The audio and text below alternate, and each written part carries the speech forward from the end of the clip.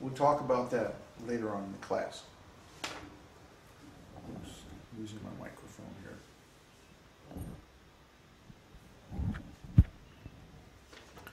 The third verse, 2.9.35, Kṛṣṇa says, O Brahmā, please know that the universal elements enter into the cosmos and at the same time do not enter into the cosmos.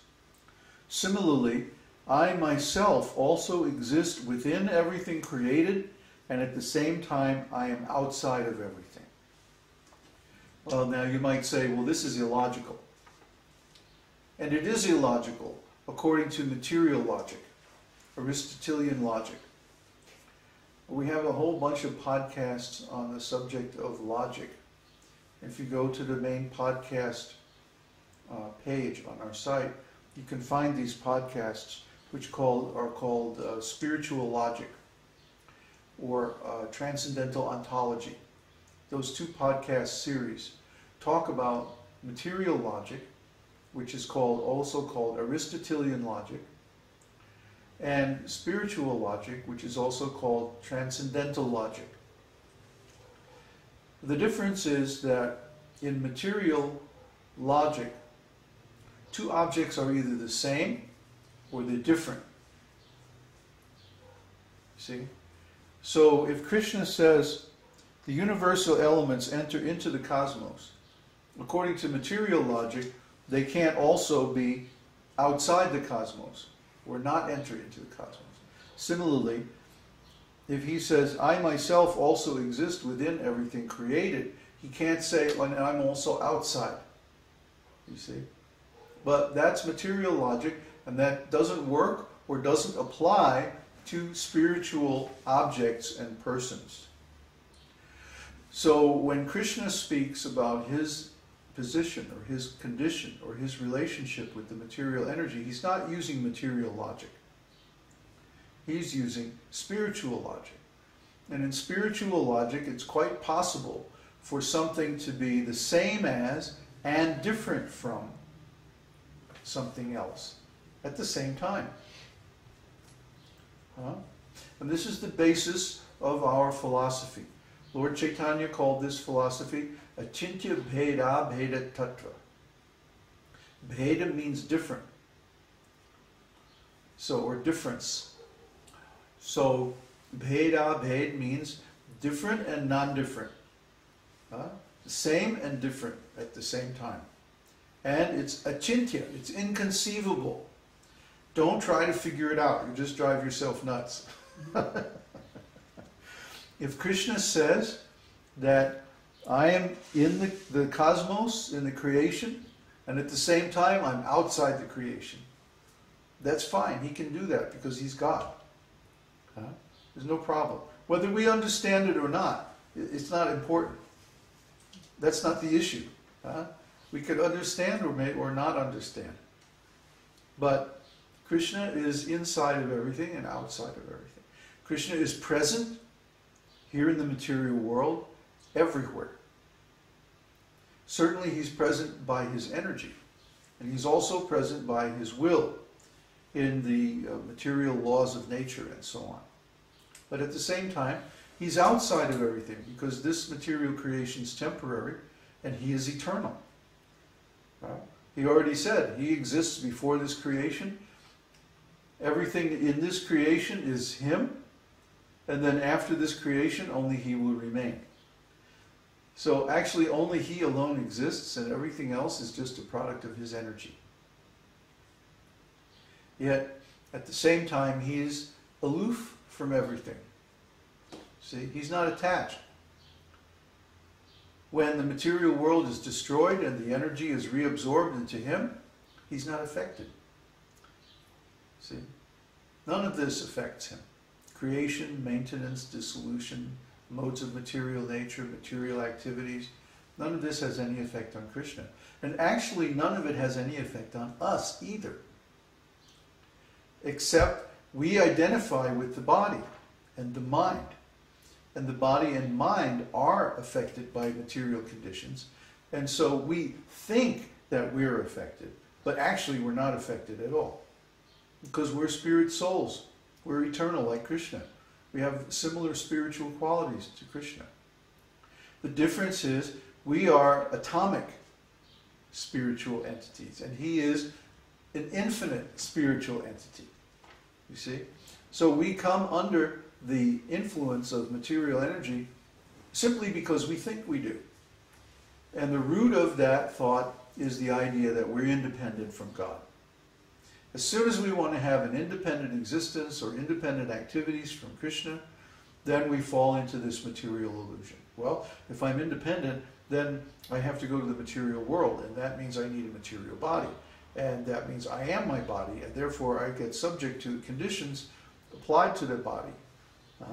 So all of a sudden now we're suffering and enjoying different environmental, material conditions, thinking that I am this body, therefore the sensory pleasure or suffering that the body experiences are also mine.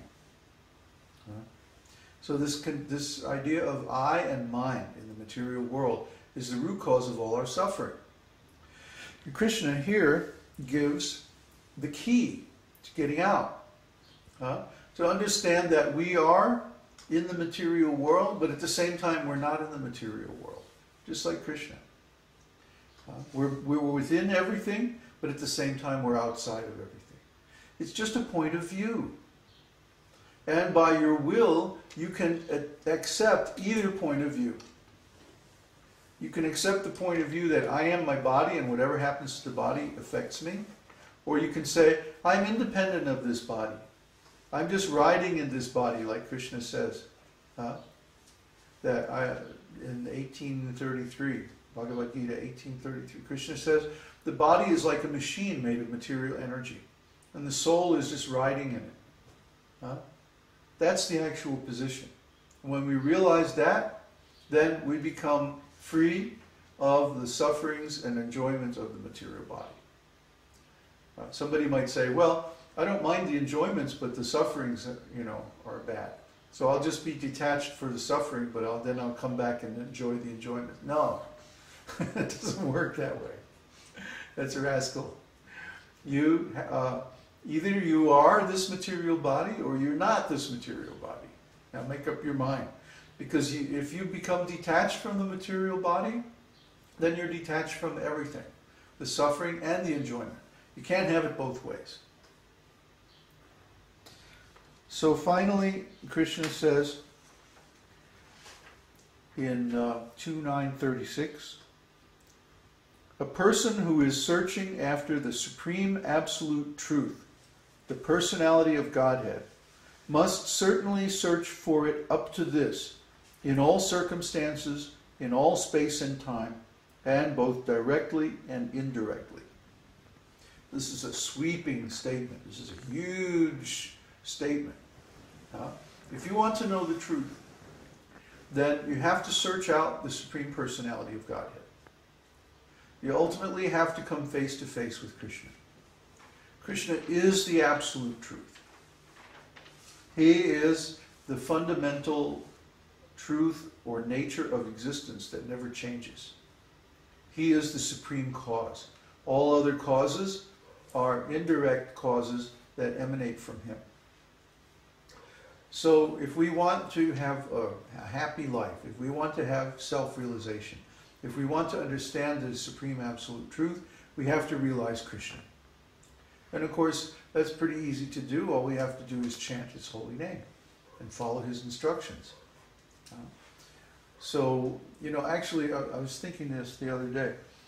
Somebody wrote me a letter, wrote me an email, and basically said, well, now I'm about to get out of college, and I'm trying to figure out, should I get a job, get married, have a family, have children, take care of my parents and do all this stuff? Or should I try to be renounced and live the life of a sadhu? And well, of course you can imagine what I wrote him back. Why should you take so much trouble? If you're already a devotee, why should you get married, have a family, have a job, take all this trouble and annoyance and frustration, suffering and responsibility.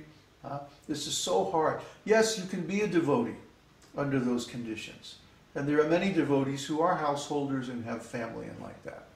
But if you are in the point of your life where you haven't developed all these attachments, then why should you go into them if you know you have the choice? It's one thing if you have no choice. If you're so lusty or so attached, or you're in some situation where you don't know the absolute truth and you get married and you get into all that stuff, and then you find out, oh, actually, this is not I'm not my body, and this is not my wife and children, this is not there's all this material stuff doesn't belong to me. You find out the truth about spiritual life, but you're already in